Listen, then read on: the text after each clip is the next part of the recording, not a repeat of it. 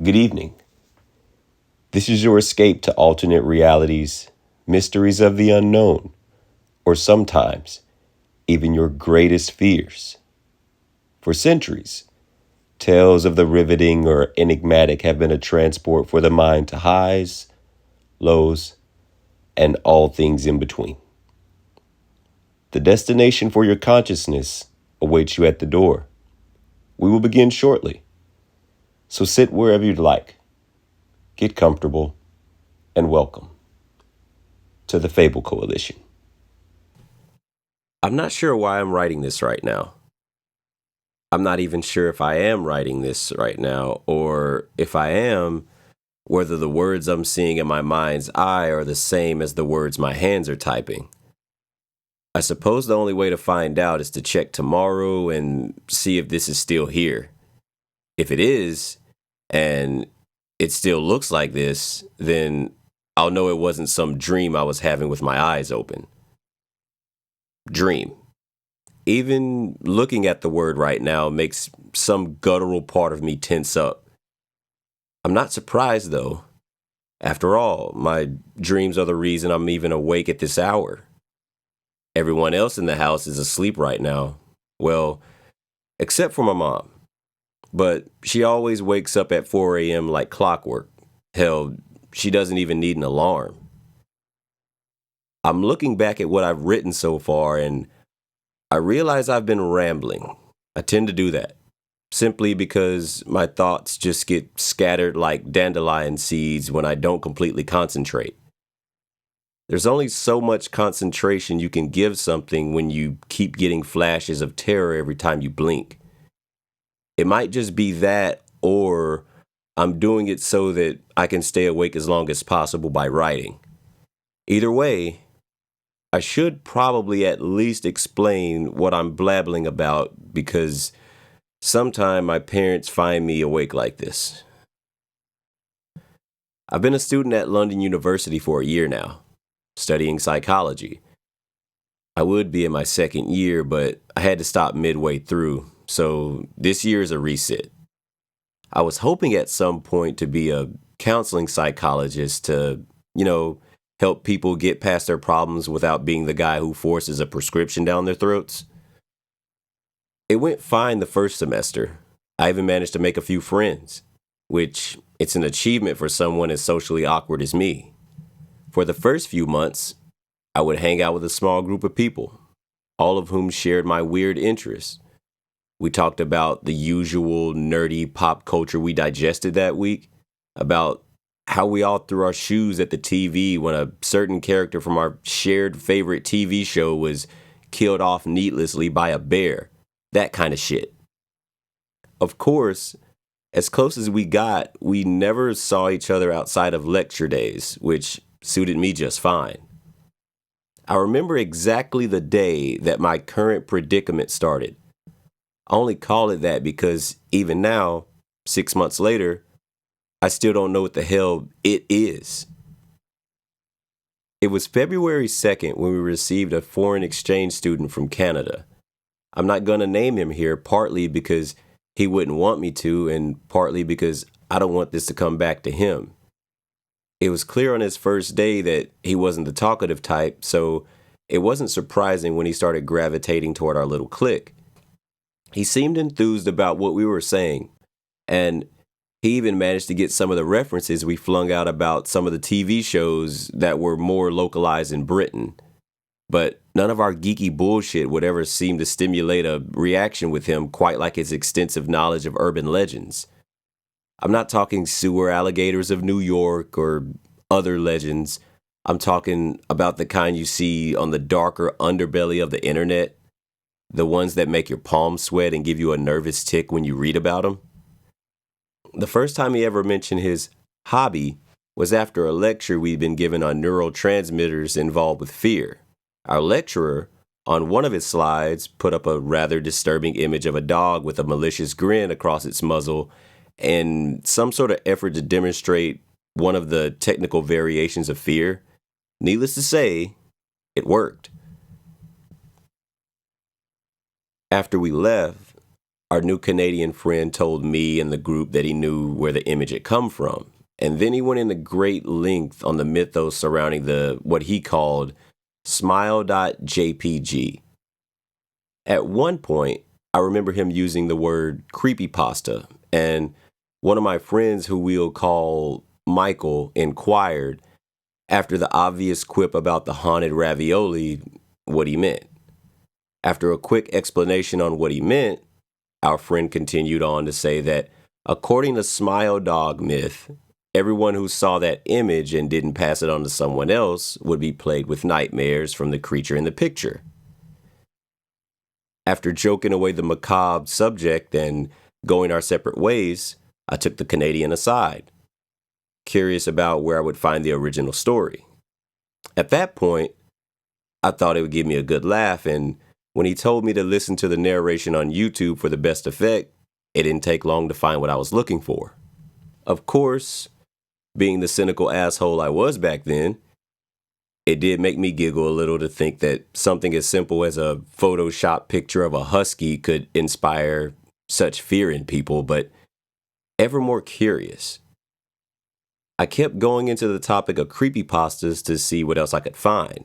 Most of it was the same shtick about being stalked by creatures with no face, or eyes as big as dinner plates with claws the size of your arm, or the trope about some kid picking up a bootleg copy of a nostalgic game only to find out that the main character had been warped into some sadistic shadow of its original self.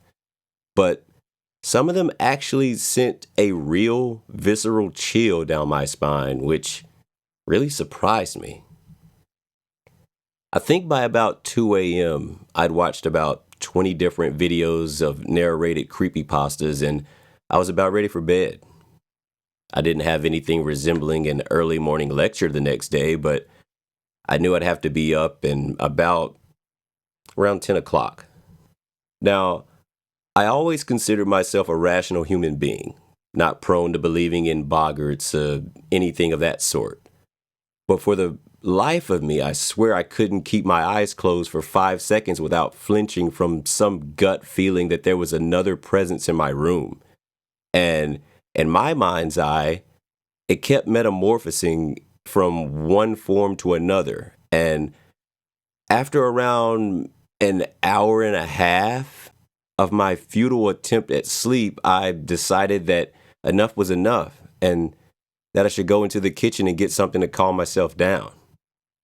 As soon as I put my hand on the wood of the kitchen door on the way back to my room, a sense of danger jabbed at me inside my stomach, just like it had before in my room.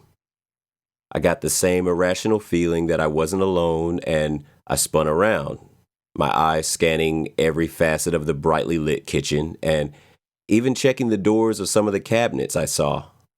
Nothing. I sighed, knowing that my binge of horror stories was getting to me and that it was all my fault for listening to so many of them, especially so late at night. So I went down the corridor and back to my room. As I opened the door, I did my best to swallow down the feeling of dread that was accumulating in my gullet like a stone. And when it was open all the way, I had to take a step back for a second. My breathing picked up as I stared wide-eyed at the empty space where my bed once sat. Everything was gone, from the crates underneath to the posters on the wall, leaving a barren, white-walled corner. As I stared in disbelief, I heard a soft, muffled whisper of a chuckle from one of the nearby rooms. Thinking that maybe one of my roommates was playing a prank on me, I smiled and looked back at the door behind me that led to Jenna's room. Jenna was the only person I got along with on my corridor, and she even showed up at some of my lectures as her sociology course sometimes overlapped with my own. I quietly knocked on the door, and when I heard the lock click, I came in ready to confront her. "All right, Jenna, I know you took my bed, so..." My words died in my throat as I looked into Jenna's room, or what should have been Jenna's room. As I gasped blankly through the doorway, I saw my room exactly as it was. right down to the last detail. And sat on my bed was a young man with bedraggled red hair, exactly the same as mine, looking down at the floor. He was making some sort of sound as he held his face in his hands, and to this day, I still don't know whether it was laughing or crying, but it was wheezy, choked noise that ran through me like a cold breeze. I dared not move. I didn't even blink, though my eyes were becoming itchy and irritated. I blinked once, and in that short time between closing my eyes and opening them, something flashed against the inside of my eyelids quickly enough for me to figure out what it was. And when my eyes opened again, I was face down against the keyboard of my computer that had grown tired of waiting for me to turn it off and gone into standby. I let out a haggard, relieved breath. It was only a dream. Just a bad dream. I was reassured the next night when my dreams returned to normal. Hell, I don't even remember what I was even dreaming about that night. All I remember is waking up the morning after, like I always did, and getting on with my day. It was a long lecture day, though, and I remember being almost completely wiped out when I left the lecture hall at 6 p.m., cursing my allergy to caffeine.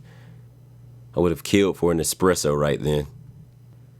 I remember feeling slightly on edge as I walked the path back to my hall of residence. I put it down to the cold winds and the darkness at the time, but I couldn't shake the ominous feeling I had had in my gut, and my eyes darted around the darkened campus grounds. It was the same feeling as in my dreams, that feeling of being watched. I heard a sound against the wind buffering my ears. It wasn't quite a giggle, but it wasn't quite a sob, and it seemed choked and gargling, as if both had been stuck in the throat of whatever it made it and formed some odd chimera of the two. The hairs raised on the back of my neck.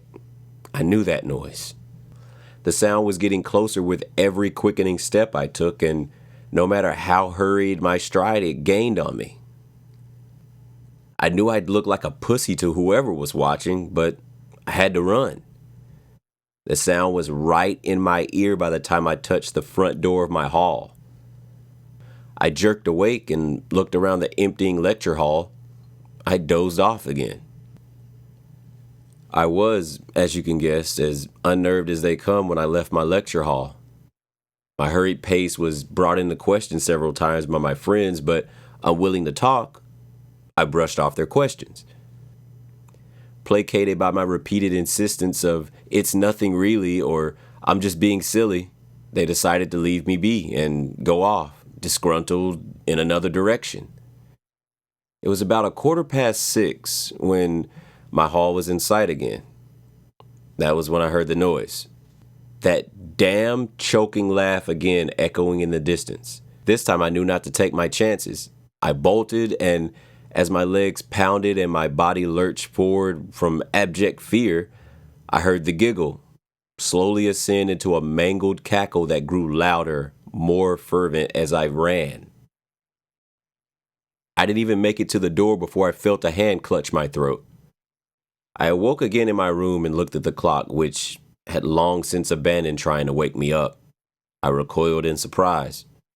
I'd woken up at 8:30 p.m. I had to check twice to make sure it was in fact evening time and not just in the early morning, but it was. I'd slept through an entire lecture day. Up until that point, I had never done that before in my life. Hell, I didn't even take sick days when I was a kid, but now I'd missed a whole day for no reason. But still, from the dream, I'd sworn I was in the lecture. The worst part was that was the pebble that set off the snowball. My dreams became worse and worse for the next few weeks. I'd awaken several times every night in a hard sweat and have to gnaw at the same spot on my fingers just to make doubly sure I was awake. If it drew blood, real blood that I could taste, and I felt pain from it, only then would I calm down. I had a bandage on my finger for weeks, and people were starting to notice. That man, creature, thing that I saw sitting on my bed was there in every single one of my dreams. It would always just appear in random places in my dream environments, always keeping its face obscured in its hair and always laughing what wheezy, throaty laugh, sometimes approaching me, others just keeping its distance and watching. It was almost as if it was toying with me, playing on my subconscious, irrational fears for sport. Thanks to those dreams, my sleep patterns were getting so erratic that it even got to the point where I was awoken by security after having slept for 5 days straight. Jenna had called them after having missed me at a lecture and not seen me enter or leave the room all that week, not even eat or go to the toilet. Missing lectures was starting to become a habit, and my grades were beginning to suffer from it. That only served to aggravate the problem. It seemed, anyway. My coursework and assignments were beginning to suffer as well, but in the most disturbing ways. I'll give you an example. At the end of February, we were told to carry out an assignment essay on the relative effectiveness of talk therapy on alcoholics and other chemically addicted people. I remember specifically that I'd finished it right down to the references and saved it before putting away for later submission. Being a meticulous student, I had the urge the next day to check it again to make sure I hadn't missed any key points or references. It wasn't there. I checked the recycle bin frantically, thinking maybe I had accidentally deleted it, but it wasn't there either. I did find something else in that folder, though. It was a gigantic, unpunctuated wall of rambling nonsense. As if someone had gotten jacked up on cocaine and decided to write an essay on whatever random word would pop up into their head until they got bored. Interlaced with the text were several disturbing images of the corpses of small animals ranging in size from mice to squirrels. In each picture, the animal's eyes had been removed. When I checked the timestamp, it read 27/02/13, 15:45. The exact same date and time I saved my last draft of that coursework. As time went on, it was as if my idea of reality was beginning to unravel around me. As my constant nightmares began to erode with the fondness of sleep, it got more and more difficult to tell where my dreams stopped and my waking moments started. When I was in the middle of working on something, I began to see hands reaching for me that vanished when I turned to look. And when my stubborn refusal to sleep faltered, I'd hear a low chuckle in my ear and bolt awake again, terrified that it was too late and had already dragged me into another dream. Sometimes it really was. At one point, I was getting so distressed by the dreams that I began entertaining the possibility, against my better judgment, that it could have been that fucking dog in the picture my lecturer used in his fear presentation. After all, the Canadian told me it's not supposed to haunt your dreams, right? Looking back on it now, it seems stupid, but I was desperate enough at one point that I had actually had an email ready with random smile.jpg picture I'd lifted off Google Images just in case. I didn't need to, it seemed. It showed me its face a month into the predicament. Its face still haunts me to this very second, and I see it against the blackness of my eyelids every time I close them. It happened when I woke up one day after a peculiarly dreamless sleep. I tried not to think about it too much in case I jinxed something, but I let myself feel a small sense of relief. It was patently obvious that I was in dire need of a shower, it seemed, as I'd been wrestling with my predicament for weeks now, leaving little time for hygiene. As I walked into the shower room, I caught a glimpse of myself in the small mirror and nearly jumped out of my skin. Having mistaken my reflection for someone else, it didn't take long for me to calm down and assess my appearance. My eyes had devolved into some pinkish orbs of irritated veins hooded by purplish black bags of skin that attested to my lack of proper sleep and the utter destruction of my body clock. I'd grown a thick, prickly beard of red hairs across my chin, and my hair now lay disheveled and greasy across my shoulders in long curtains. I chuckled. The shower was a long time coming. The shower got rid of aches I didn't know I had. I felt like a new man after I'd stepped out of the steaming glass cubicle to towel myself off. By this point, the mirror had fogged up beyond being a mirror, so to help get my hair in some semblance of order, I decided to wipe it off and sort my hair out then and there. I froze. The blood in my veins screeched to a halt, and my breath caught in my throat like a vice. The figure that stared back at me from the now cleared mirror was not my reflection. It wore my face, but I swear on my life it wasn't me. Its mouth nearly touched its earlobes and was contorted in some horrible rictus grin. The skin of its face seemed stretched over, like a mask, and its hair stuck to its scalp with a layer of shining grease. It didn't have eyes. The sockets were just empty, featureless craters made all the more haunting by the sagging black bags beneath them. Despite the fact, it still managed to look at me in a way that made my windpipe tense up, like it had hands squeezing it. It laughed. It laughed that same gargling chuckle I'd heard countless times over, but this time it felt as if, between its maniacal giggles, it was forming words with its croaking wheeze, repeating the same fragmented sentence over and over. Missed you. I blinked, and the words were scratched all over the walls. Missed you. Missed you. It covered every bare patch of wall, scrawled frantically. It was then that I finally snapped. I punched the mirror as hard as I could, knowing it had trapped me in another nightmare, and kept punching until most of the glass was either on the floor or sticking out of my hand. It was only after the last of my anger had given into the crushing sense of defeat and I slumped down into the corner and it dawned on me. My hand was hurting. I flipped out. According to Jenna, when I asked about it earlier this year, I was inconsolable for the rest of the day. I was just sat in the shower room next to a pile of broken mirror shards letting bleed out as I held my head in my hands, trembling and muttering in tongues. I apparently wouldn't even let the paramedics come near me when the ambulance Jenna had called finally arrived. Of course, I remember none of this. My parents, being the insufferable worrywarts they are, have insisted that I live at home while I resit my freshman year so they can keep an eye on me.